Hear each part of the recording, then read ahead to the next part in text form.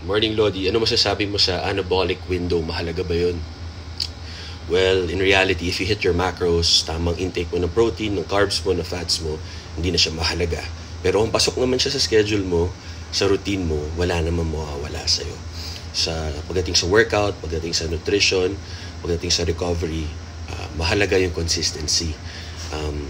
Pag nag-workout kayo ngayon, kasi ang dami talagang nagdi-DM, tsaka sa comment section, pag nag-bicep, tricep, tapos di na maggalaw yung braso, the following day, tsaka 2 days na, 5 days na, di nila mas diretso yung siko nila, ibig sabihin, napasama kayo, nasobrahan kayo, nabigla kayo. Gradual lang yung pag-increase ng either ng reps, or ng weight, or na set. Kaya ang advice ko, 4 sets or 4 reps close to failure, tas 3 sets lang. Yung 2 sets don't warm up, yung 1 set yung bigay todo.